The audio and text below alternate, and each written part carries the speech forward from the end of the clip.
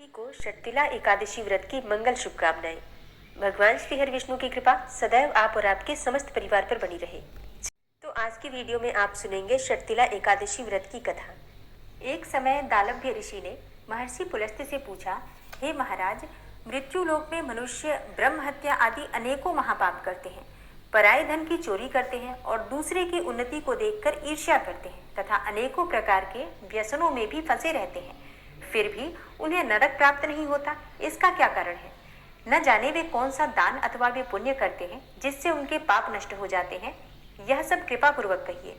पुलस्त्य मुनि कहने लगे, हे राजन, आपने अत्यंत सुंदर प्रश्न पूछा है। इससे संसार के जीवों का कल्याण होगा।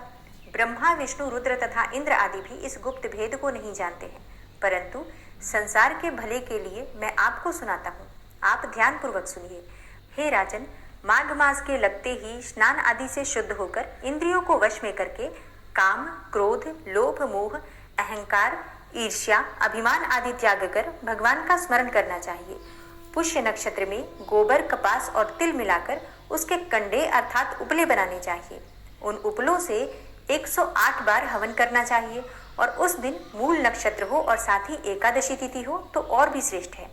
स्नान आदि नित्य क्रिया से निवृत्त होकर देवाधिदेव श्री भगवान विष्णु का पूजन और एकादशी का व्रत करें। रात्रि को जागरण करना श्रेष्ठ है।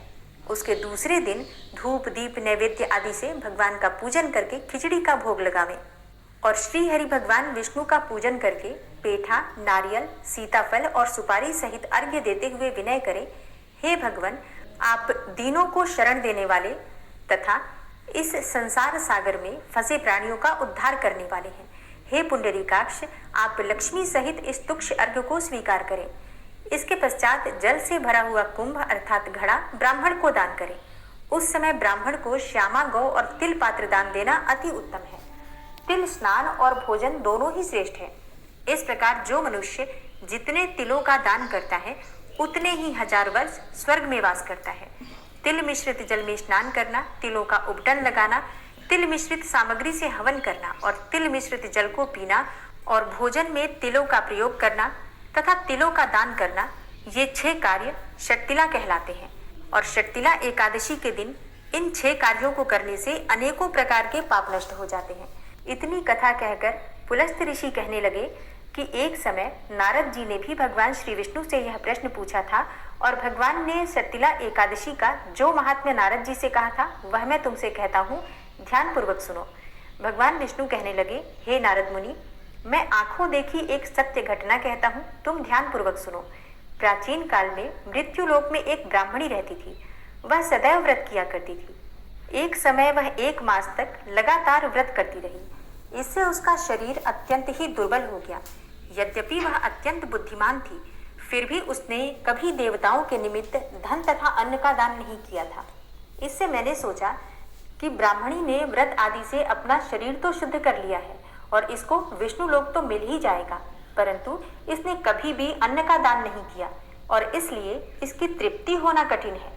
तब ऐसा विचार करके मैं एक भिखारी बनकर मृत्यु लोक में उस ब्राह्मणी के पास गया और उससे भिक्षा मांगी। वह बोली, हे महाराज, आप यहाँ किस लिए आए हैं? मैंने कहा, हे ब्राह्मणी, मुझे भिक्षा चाहिए। इस पर उसने एक मिट्टी का ढेला मेरे भिक्षा पात्र में डाल दिया। मैं उसे लेकर स्वर्ग लौट आया। कुछ समय बीतने पर वह ब्राह्मणी शरीर त्याग कर स्वर्ग लोक में आई। मिट्टी का दान करने से उस ब्राह्मणी को स्वर्ग में सुंदर महल मिला, परंतु उसने अपने घर को अन्न आदि सामग्रियों से शून्य पाया। तब वह मेरे पास आकर बोली, हे भगवान, मैंने तो अनेकों व्रत आदि द्वारा आपकी पूजा की, परंतु फिर भी मेरा घर अन्न आदि से शून्य क्यों है? मैंने कहा, पहले तुम अपने घर जाओ, देवताओं की स्त्रियां तुम्हें देखने के लिए आएंगी। उनसे षटतिला एकादशी का पुण्य और विधि सुन लेना, तब ही द्वार खोलना। भगवान के ऐसे वचन सुनकर वह अपने घर गई और जब देव स्त्रियां आई और उन्होंने द्वार खोलने के लिए कहा तो ब्राह्मणी बोली कि आप मुझे देखने आई हैं तो षटतिला एकादशी का महात्म्य मुझसे कहिए। उनमें से एक देव स्त्री कहने लगी कि मैं कहती हूँ। जब ब्राह्मणी ने षटतिला एकादशी का महात्म्य सुना तब द्वार खोल दिया। देवांगनाओं ने उसको देखा कि न तो वह गांधर्वी है और न ही आसुरी है, वरन पहले जैसी मानुसी है। उस ब्राह्मणी ने उनके कथनानुसार षटतिला एकादशी का व्रत किया। इसके प्रभाव से वह सुंदर और रूपवती हो गई और उसका घर अन्न आदि समस्त सामग्रियों से युक्त हो गया। अतः मनुष्यों को मूर्खता त्याग कर शर्तिला एकादशी का व्रत करना चाहिए और लोभ न करके तिल आदि का दान करना चाहिए। इससे दुर्भाग्य, दरिद्रता तथा अनेकों प्रकार के कष्ट दूर होकर मोक्ष की प्राप्ति होती है। और अब आप सुनेंगे एकादशी माता की कथा। एकादशी का व्रत एकादशी माता की कथा सुने बिना अधूरा ही माना जाता है, इसलिए पूरे श्रद्धा भाव से एकादशी माता की कथा भी जरूर सुननी चाहिए। एकादशी माता की कथा के अनुसार मुर नामक एक दैत्य था। रावण और कंस की तरह वो भी बड़ा आतंक मचाता था और स्वर्ग में देवों सहित सभी को पीड़ा देता था। सब लोग उससे रक्षा मांगकर श्रीमन नारायण की शरण में गए। भगवान ने कहा, मैं उसे संभालता हूँ, तुम चिंता मत करो। सभी देवताओं को आश्वासन देकर भगवान मुर के साथ युद्ध करने लगे, लेकिन अपनी सारी शारीरिक शक्ति लगाकर भी भगवान विष्णु कुछ नहीं कर सके। भगवान को युद्ध के मैदान से पलायन करना पड़ा। तब वे हिमालय की एक गुफा में जाकर छुप गए। मुर भी उनका पीछा करते हुए वहीं पहुंच गया। भगवान ने ध्यान करना शुरू किया और उनके मन से एक शक्ति उत्पन्न की, उनकी मानसिक शक्ति, और इस शक्ति ने बाहर आकर मुर को अपनी तलवार से मार डाला। हम जानते हैं कि शरीर में 10 इंद्रियां हैं, 5 ज्ञानेंद्रिय और 5 कर्मेंद्रिय। 11वीं इंद्रिय है मन। संस्कृत में एकादशी का अर्थ है 11। चूंकि यह देवी उनके मन अर्थात भगवान की 11वीं इंद्रिय से निकली थी, इसलिए भगवान ने उन्हें एकादशी के नाम से पुकारा। एकादशी माता की उत्पत्ति का दिन उनके नाम से ही जाना जाने लगा। माता एकादशी के अंतिम चरण के दौरान उत्पन्न हुई थी, इसलिए इसे जयंती कहते हैं, और उन्होंने द्वादशी के पहले चरण के दौरान दैत्य को मार डाला था, इसे स्मरंती कहते हैं। अब एकादशी के दिन व्रत क्यों करना चाहिए, भोजन क्यों नहीं करना चाहिए, तो इस बारे में भगवान ने घोषणा की कि एकादशी के दौरान देवी के इस महान कार्य के कारण पूरे जगत में कोई भी पाप नहीं रहेगा। लेकिन पाप तो पहले से ही है। जब उसने यह सुना तो पाप पुरुष आश्रय की तलाश में इधर उधर भागने लगा। एकादशी के दौरान वह कहाँ रहेगा? वह जहां भी गया सभी ने उसे आश्रय देने से इनकार कर दिया। तब अंत में भोजन अर्थात अन्न एकादशी के दौरान उसे आश्रय देने के लिए सहमत हो गया। इसके बारे में एक श्लोक है, यानि कानि च पापानि ब्रह्म हत्यादिकानि च अन्नमाश्रित्य सर्वाणि तिष्ठन्ति हरिवासरे अघम स केवलम भुंक्ते यो भुंक्ते हरिवासरे। तो एकादशी के दौरान सभी पाप भोजन में ही आश्रय लेते हैं, और जो कोई मनुष्य इस दौरान यानी एकादशी के दौरान भोजन करता है, ये पाप उस व्यक्ति में प्रवेश करेंगे और रोग, समस्या, हानि, परेशानी इत्यादि बन जाएंगे।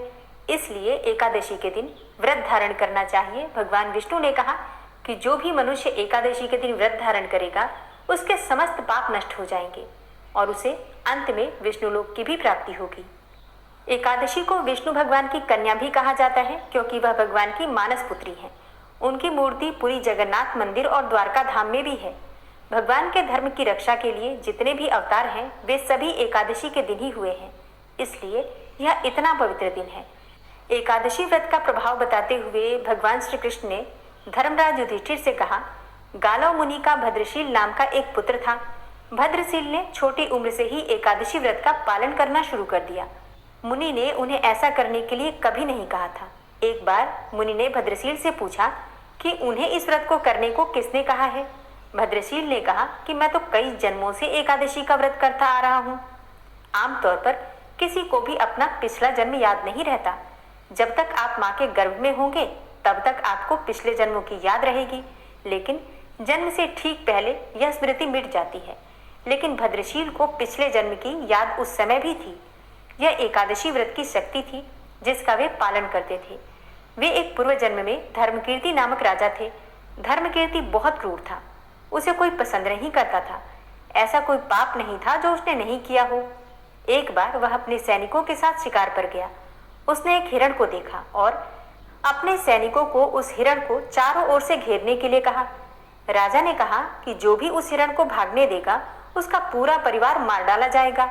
हिरण ने यह सुना और सोचा, बेचारे सैनिक, मैं उनमें से किसी को कुछ भी नहीं होने दूंगा। हिरण राजा के पास से निकल भागा। राजा ने हिरण का पीछा किया। सूर्यास्त होते राजा एक घने जंगल के अंदर फंस गया। हिरण कहीं दिखाई नहीं दे रहा था। राजा ने एक पेड़ के नीचे रात बिताई। उसने दिन भर में कुछ भी नहीं खाया था। उसे चारों ओर से खतरनाक जानवरों के गुर्राने की आवाज भी सुनाई दे रही थी। वह सो भी नहीं सका। राजा ने डर से श्रीहरि परमात्मा से प्रार्थना करना शुरू कर दिया। फिर सुबह होते ही उसकी मृत्यु हो गई। यमदूत आए और उसे यमराज के पास ले गए। यमराज ने पूछा, तुम लोग इन्हें यहाँ क्यों लाए हो? इनका स्थान तो वैकुंठ में भगवान महाविष्णु के बगल में है। यमदूतों ने यमराज से कहा, लेकिन राजन, यह तो महापापी है। यमराज बोला, नहीं, वह सब चला गया है, ये अब बिल्कुल पवित्र है। जिस दिन इसकी मृत्यु हुई वह एकादशी थी। उन्होंने दिन भर उपवास किया और रात में जागते हुए श्रीहरि का स्मरण किया। उनके सारे पाप दूर हो गए, ये पवित्र हो गए। तब यमराज ने स्वयं एक स्वर्ण रथ बुलवाया और राजा को वैकुंठ भेज दिया। इसके बाद जब लोगों को इस बारे में पृथ्वी पर पता चला तो वे सभी एकादशी का पालन करने के लिए और अधिक उत्साहित हो गए। तो प्रेम से बोलिए, एकादशी माता की जय।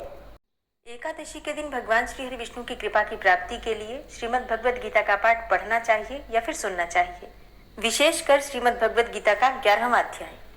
तो आज आप सुनने वाले हैं श्रीमद् भगवद गीता का 11वां अध्याय।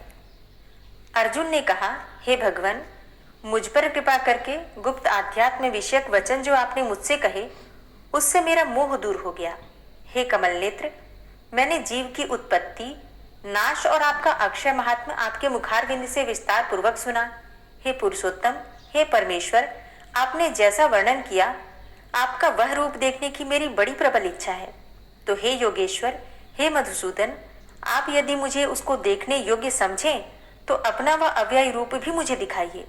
श्री भगवान ने कहा, हे पार्थ, नाना प्रकार के, नाना वर्णों के और नाना आकार में मेरे शत शत सहस्त्र सहस्त्र रूपों को देखो।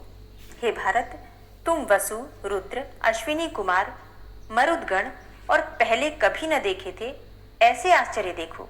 हे गुणाकेश, चराचर सहित यह जगत तथा जो देखना चाहो तुम यहाँ मेरी देह में देख लो, परंतु इन नेत्रों से तुम मुझे नहीं देख सकोगे, इसलिए मैं तुमको दिव्य नेत्र देता हूँ, उनसे मेरा दिव्य रूप देखो। संजय ने धृतराष्ट्र से कहा कि हे राजन, इस प्रकार श्री कृष्णचंद्र जी ने अर्जुन से कहा और दिव्य दृष्टि देकर अपना अलौकिक रूप दिखाया। उस विश्व रूप के अनेकों मुख, नेत्र और अद्भुत दृश्य थे और उसमें अनेकों सुंदर सुंदर आभूषण और आयुध सुसज्जित थे। देह पर दिव्य गंध और वस्त्र लगे थे। उस समस्त आश्चर्य में अनंत देव के सब और मुख दिखाई देते थे। आकाश में यदि हजारों सूर्यों की प्रभा एक साथ हो तो उस महात्मा की प्रभा की समता न कर सके। उस समय अर्जुन ने देवाधिदेव के शरीर में अनेकों प्रकार से विकल समस्त जगत को एकत्रित देखा। अर्जुन आश्चर्यचकित हो गया, शरीर रोमांचित हो गया। उसने शीश नवाकर हाथ जोड़कर कहा, हे देव, तुम्हारी देह में सब दोष भिन्न भिन्न प्राणियों के समुदाय, कमलासन पर बैठे हुए देवताओं के ईश ब्रह्मा, संपूर्ण ऋषि और दिव्य सर्पों को मैं देखता हूँ। हे विश्वेश्वर, तुम्हारे अनेकों भुज, अनेकों उदर, अनेकों मुख, अनेकों नेत्र हैं। तुम्हारा रूप अनंत है।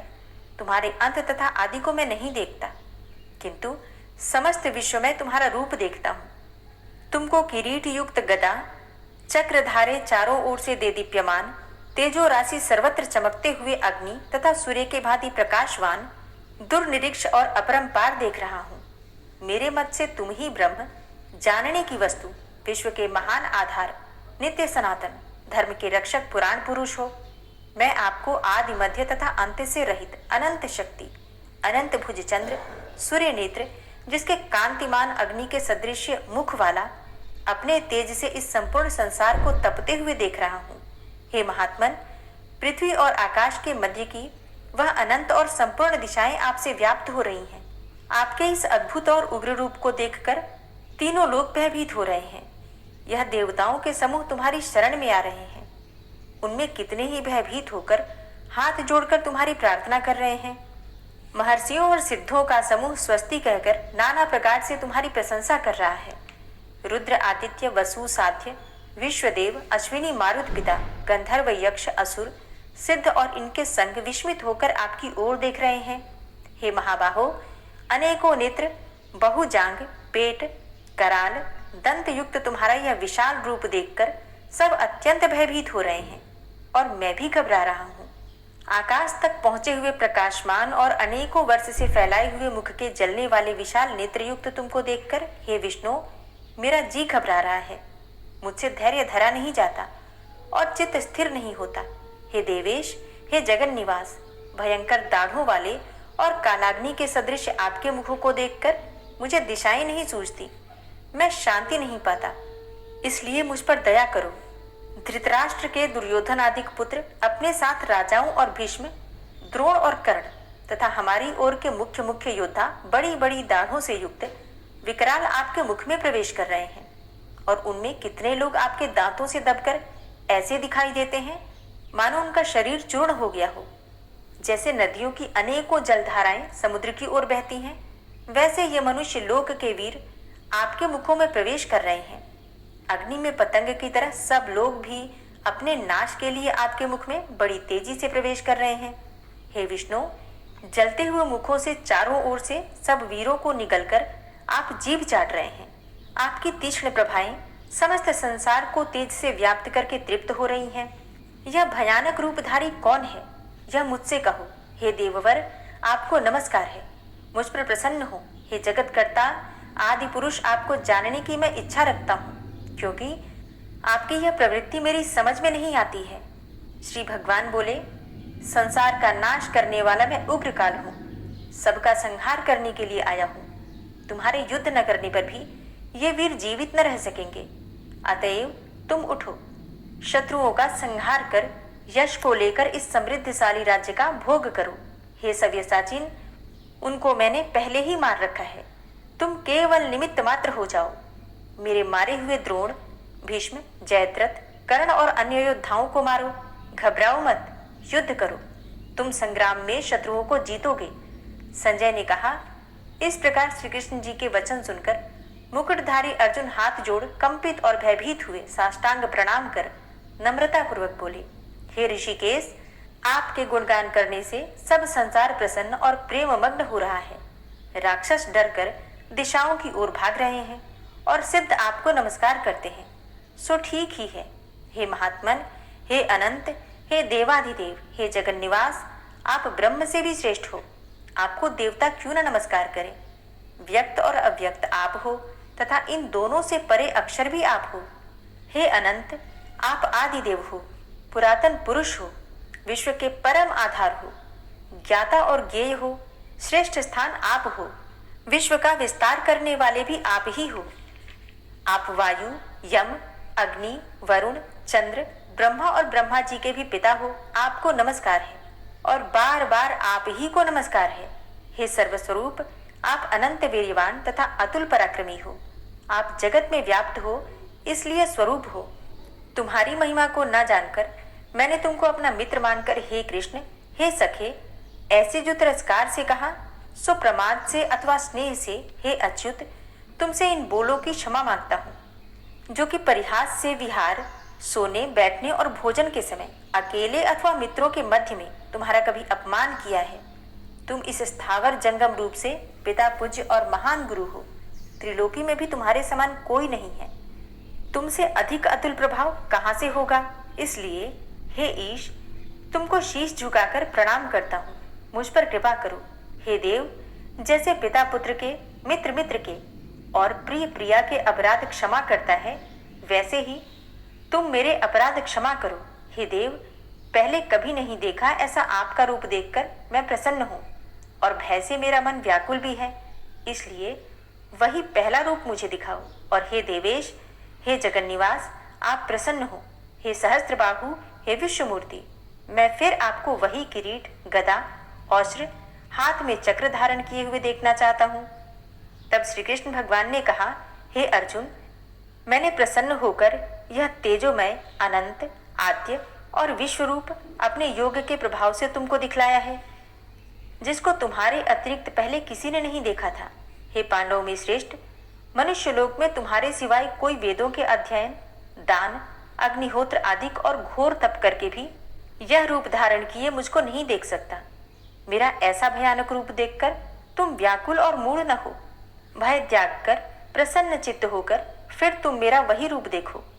संजय ने कहा। इतना कहकर श्री कृष्ण जी ने फिर से चतुर्भुज रूप दिखलाया और सौम्य रूप धारण करके महात्मा ने अर्जुन को धीरज बंधाया।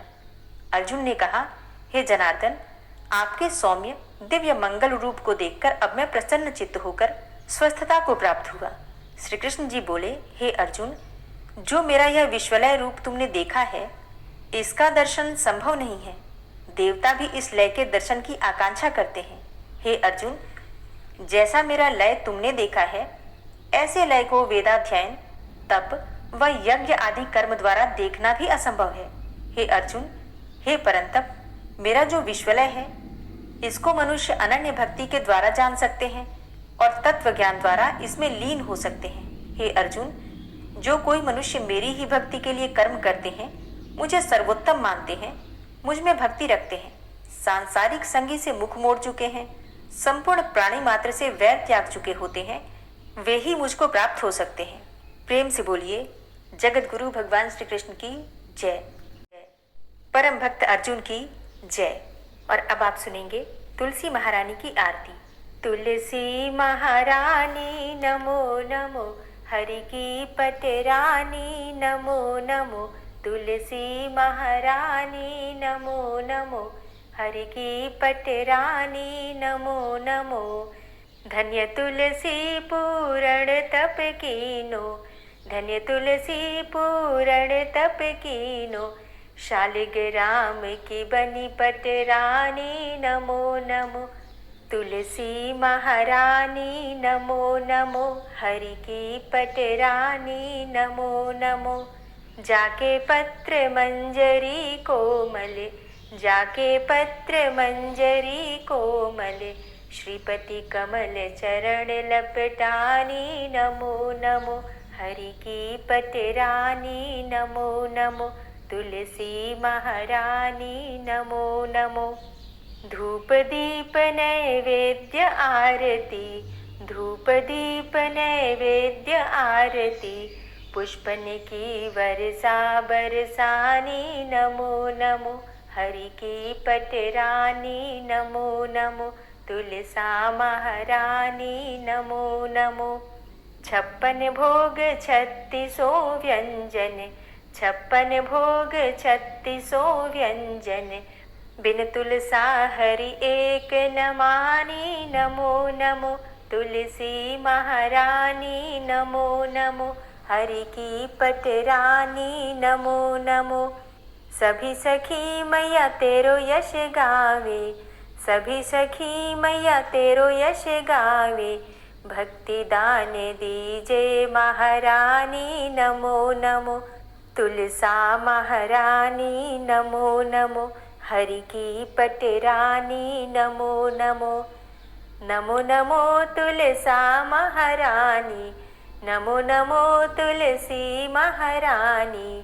तुलसी महारानी नमो नमो, हरि की पटरानी नमो नमो। तुलसी महारानी नमो नमो, हरि की पटरानी नमो नमो। प्रेम से बोलिए, तुलसी मैया की जय। दोस्तों, उम्मीद करती हूँ आज की कथा आपको ज़रूर पसंद आई होगी। वीडियो अच्छी लगी हो तो लाइक कीजिए, शेयर कीजिए और चैनल पर पहली बार आए हैं तो सब्सक्राइब करके बेल आइकन को ज़रूर प्रेस कर लीजिए। मिलती हूँ आपसे अगली वीडियो में, तब तक के लिए जय श्री राधे।